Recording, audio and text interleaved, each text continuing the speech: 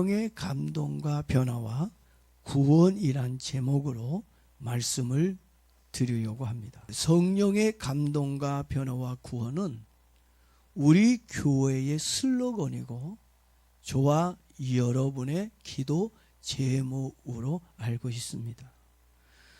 저는 우리 교회뿐만 아니라 전 세계의 모든 교회들이 성령의 감동과 변화와 구원이 있기를 축복합니다. 이 땅에 살면서 참 많은 일들을 경험합니다. 그 중에 참 많은 놀라운 일들을 많이 보고 있는데 그 중에서도 제가 목회 현장에서 목회를 하면서 많은 일들을 봅니다.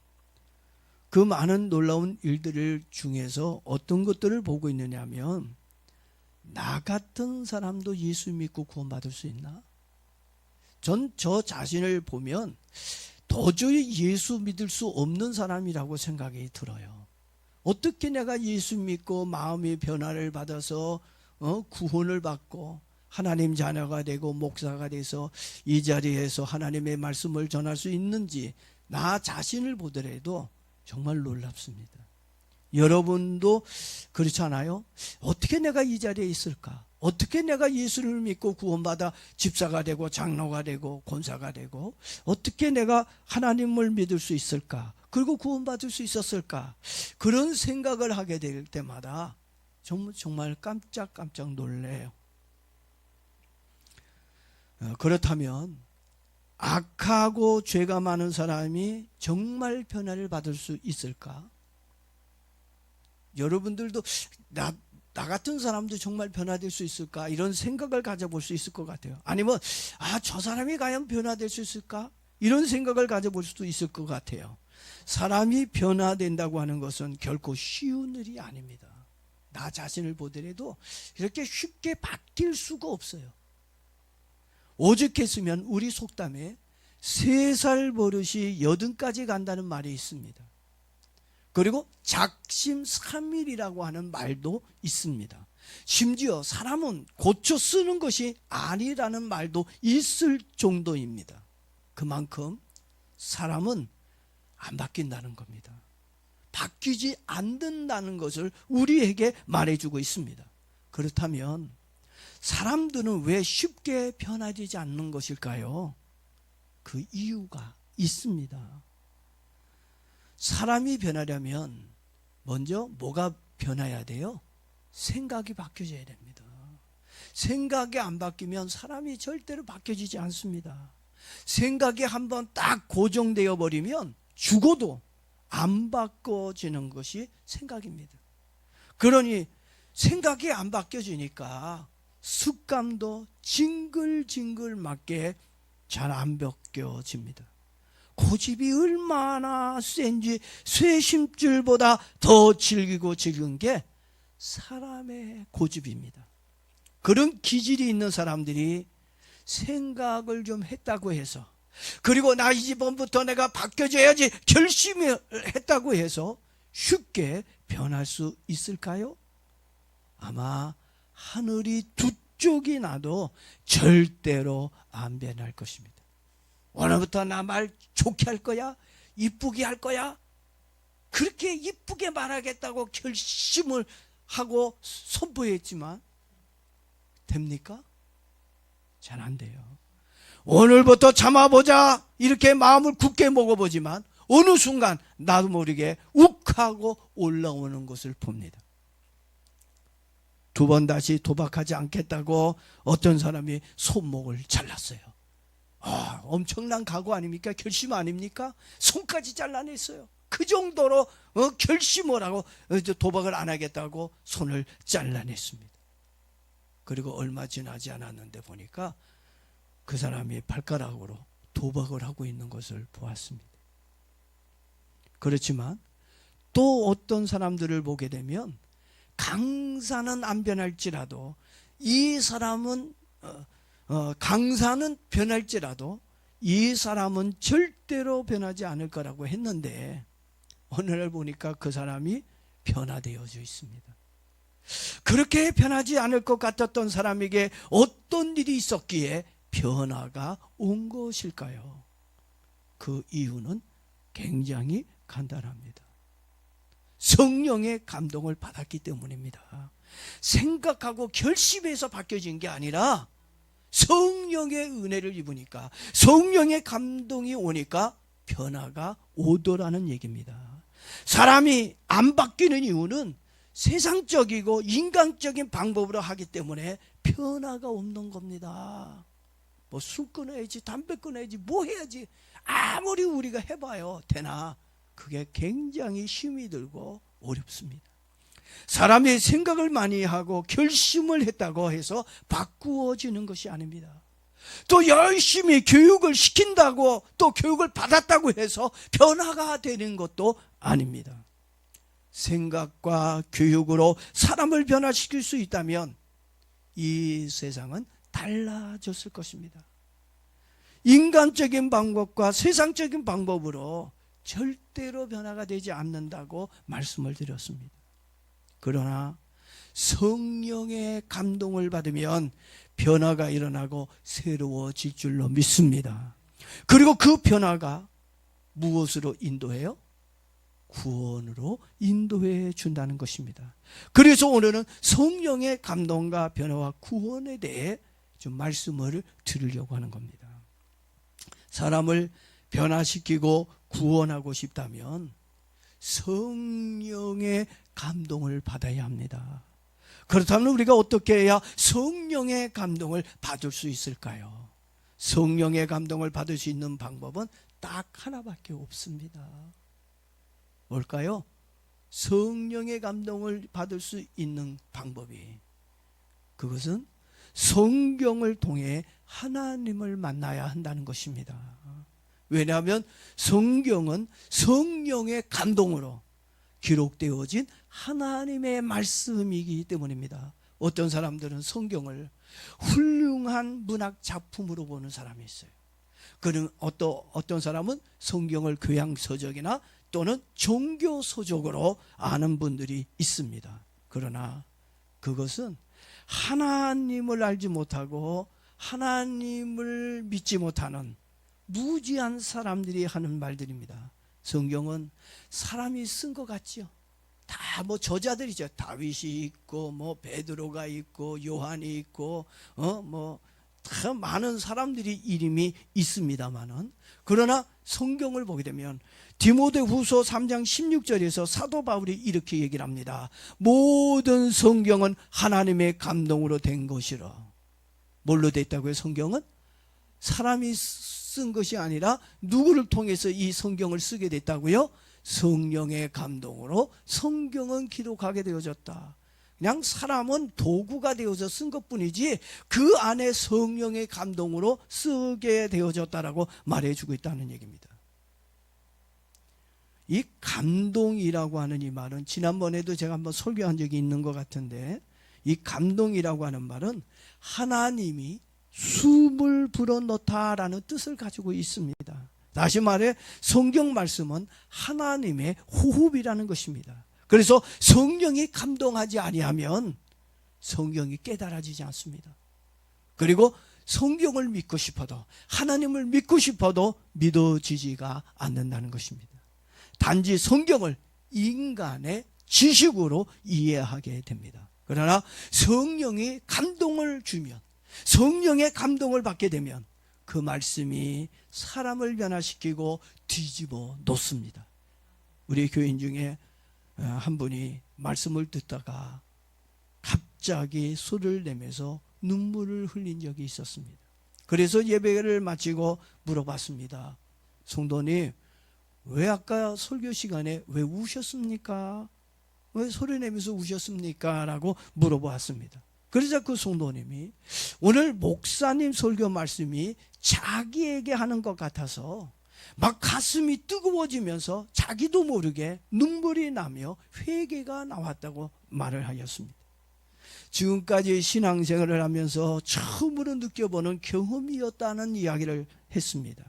저는 그 말을 들으면서 성령의 감동을 받았다는 것을 알고 성도님에게 축하합니다. 성도님은 성령의 감동을 받은 것입니다 라고 했더니 얼마나 좋아하는지 믿음 생활을 정말 진실하게 한 것을 보았습니다. 여러분, 성령의 감동은 단순한 감정이 아닙니다. 죽은 심령에 하나님의 생명인 숨이 들어가는 엄청난 사건입니다. 여러분이 예배를 드리다가 마음이 뜨거워지고 설교 중에 죄가 생각이 나고 회개가 나온다면 그것은 성령의 감동이 왔다는 증거입니다. 그럴 때 기뻐하십시오. 그럴 때 여러분 감사하기를 바랍니다. 성령의 감동이 오면요, 마음의 변화가 오는 겁니다. 마음의 변화가 오면 인생이 달라질 뿐만 아니라 영원한 구원까지 얻게 되어지는 것입니다. 은혜의 시작일 뿐입니다. 성령 하나님은 단순히 감동만 주고 끝나는 분이 아닙니다. 우리의 생각과 말과 습관과 인간관계와 신앙까지 모두 새롭게 바꾸어 주는 분이십니다. 에스겔 36장 26절 말씀을 보십시오. 또 새 영을 너희에게 속에 두고 새 마음을 너희에게 주되 너희의 육신에서 굳은 마음을 제거하고 부드러운 마음을 줄 것이라 얘기했어요. 누가요? 새 영, 하나님의 영, 성령이 오면 굳어진 우리의 마음을 어떻게 한다고요? 부드럽게 만들어주고 굳은 마음을 제거해 준다라고 말해줘요. 이 마음이, 딱딱한 마음이 부드러워져야 하나님의 말씀을 받아들이고 믿을 수 있다고 하는 것입니다. 그래서 성령이 오면 돌같이 딱딱한 내 마음도 부들부들해집니다. 그리고 강철같이 강하고 단단한 내 마음도 다 녹아버린다는 것입니다. 특히 내가 싫어했던 사람도 좋아지게 되는 거예요. 성령이 오면 이렇게 마음에 변화가 옵니다. 사람을 미워했던 그 내 마음이 따뜻한 마음으로 바꾸어진다는 얘기입니다. 간혹 그러죠. 저 사람 많이 변했어. 교회 다니는 변했네. 말투도 변하고 행동도 변하고 저 사람 신앙도 많이 바뀌어졌네. 달라졌네. 그건 누가 왔다는 증거죠? 성령이 오셨다는 얘기예요. 성령이 임했다고 하는 증거예요. 그래서 마음이 변화되니까 믿음을 가지고 하나님을 위해서 살게 되어진다는 이야기입니다. 늘 분노 속에 갇혀 살았던 집사님이 계셨습니다. 가족도 교인도 모두가 그 사람만 나타나면 피해 다녔습니다. 어느 날 철야 기도를 하다가 성령이 강하게 임하자 그 집사님은 통곡을 하며 회개의 기도를 드렸습니다. 하나님, 왜 나는 이렇게 생겨먹었나요? 왜 하나님, 나는 왜 이렇게 화를 잘 내는지 모르겠습니다. 조금만 마음에 안 들면 막 분노가 생기고 화가 나고 막 그냥 소리를 질러야 직성이 풀립니다. 왜 이렇게 화부터 나는지 모르겠습니다. 나는 왜 이렇게 화를 잘 내는 사람일까요? 하나님, 나도요 좀 변화되기 원합니다.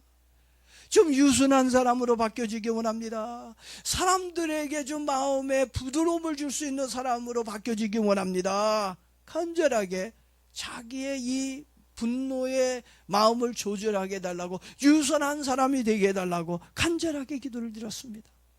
그 이후 놀라운 변화가 그 집사님에게 일어나게 되었습니다. 그의 말투가 많이 부드러워졌습니다.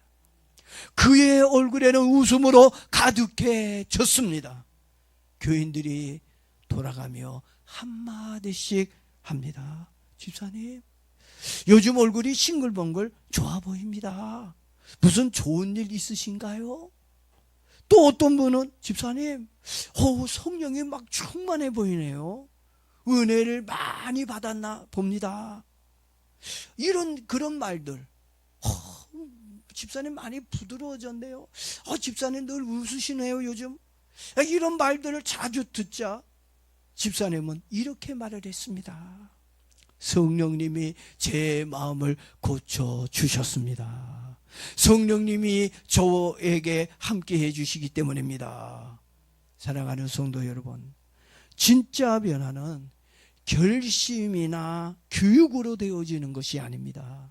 오직 성령의 감동으로 되어진다는 거 깨닫기를 바랍니다. 성령의 감동이 오면 마음의 변화가 오고 새로운 삶을 살게 해 줍니다. 그리고 성령의 감동은 결국 우리를 어디까지 인도한다고요? 천국까지, 구원으로 우리를 인도해 준다는 것입니다. 내가 예수님을 믿을 수 있는 것도, 지금까지 믿음을 지킬 수 있는 것도, 지금까지 제가 한 40년 예수 믿는데 이렇게 40년 동안 변함없이 교회를 다니고 하나님을 믿을 수 있는 것도, 이거 다 누가 역사하셔서 그래요? 성령의 역사가 있기 때문입니다. 성령의 역사가 끊어지면 우리의 믿음도 어떻게 해요? 다 끊어져 버리는 것입니다. 그리고 마지막 날 재림 예수님께서 이 땅에 오실 때 휴거되어 천국에 들어갈 수 있는 것도 모두 다 누가 합니까? 성령 하나님의 역사인 줄로 믿습니다. 그러니까 우린 항상 무엇으로 충만해야 돼요? 성령의 감동으로 충만해져야 한다는 것입니다. 그래야 믿음으로 사는 거예요. 그래야 기쁨으로 살 수 있다는 얘기입니다.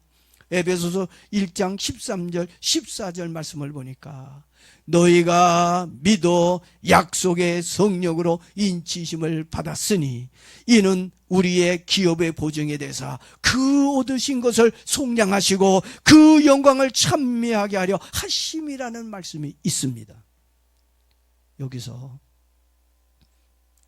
성령의 인치심을 받았다는 말에 나와요. 누구의 인치심을 받았다고요? 성령의 인치심. 저는 볼 때 여러분들이 다 성령의 인치심을 받은 사람들이 여기 오늘 왔다고 생각이 듭니다. 인치심이라고 하는 이 말은 소유의 표시라는 얘기예요. 낙인을 찍었다는 얘기입니다. 직인이야, 도장을 찍었다는 거예요. 성령의 도장, 하나님의 도장으로 너는 내 것이라라고 어떻게 해요? 찍었다는 얘기입니다. 예? 소유의 표시예요. 다시 말해 인침심이라는 이 말은 너는 내 것이다 라고 하는 영역 표시인 동시에 하나님 안에 있다는 것을 알려주는 거예요. 인치심이라는 것이 뭘 의미한다고요? 너는 내 거야. 넌 내 거야. 도장을 찍고 그리고 내가 너 안에 있어. 내가 너와 함께 있어. 내가 하나님 안에 있다는 걸 말해주고 있는 것입니다. 여러분은 성령의 감동을 받으셨습니까? 그렇다면 저와 여러분들은 하나님의 것이며 하나님 안에 있는 사람인 줄로 믿습니다. 아멘이에요? 믿습니까? 어느 날 한 성도가 깊은 우울과 죄책감에 빠져 있었습니다. 하나님, 저는 자격이 없습니다. 이렇게 부족한데도 저를 받아주시겠습니까? 그때 마음속에서 부드러운 음성이 들려왔습니다. 그래도 나는 내 안에 있다. 그는 눈물을 흘리며 깨달았습니다. 성령님은 결코 자신을 떠나지 않는다는 것을 알고 난 후 그의 믿음이 담대해졌습니다. 환경이 변한 것이 아니라 그의 마음이 구원의 확신으로 변한 것입니다. 오늘 여러분에게도 성령의 감동으로 마음의 변화를 받아 구원의 확신이 있기를 주의 이름으로 축원합니다. 이제 말씀을 좀 정리하도록 하겠습니다. 성령의 감동이 오면 마음의 변화가 옵니다. 그리고 마음의 변화가 오면 구원으로 완성되어집니다. 사랑하는 우리 강북새만교 성도 여러분, 성령의 감동이 없다면 신앙은 지식이 되어지고 맙니다. 여러분의 신앙이 지식이 되지 않기를 바랍니다. 지식은요, 그건 성경에 예수님은 귀신같이 믿는 거라고 그랬어요. 예? 그래서 오늘 우리에게 성령의 감동이 있어야 된다는 얘기입니다. 그래야 신앙이 되는 겁니다. 그리고 성령의 변화가 없다면 그 믿음은 형식이 되어버리고 맙니다. 그렇게 되면 나의 구원은 먹튀로 끝나고 말 것입니다. 여러분의 구원이 인정받으려고 한다면 정말 여러분 마음에 성령의 감동이 일어나기를 바랍니다. 그래야 우리의 믿음이 완성이 되고 하나님의 은혜로 구원을 얻을 수 있는 것입니다. 그러나 성령의 감동이 오면 우리는 새로운 변화로 새로운 인생을 살게 될 것입니다. 혹 여러분들 중에 믿음이 식어진 분이 있다면 성령의 감동을 구하십시오. 다시 성령의 감동 구하기를 바랍니다.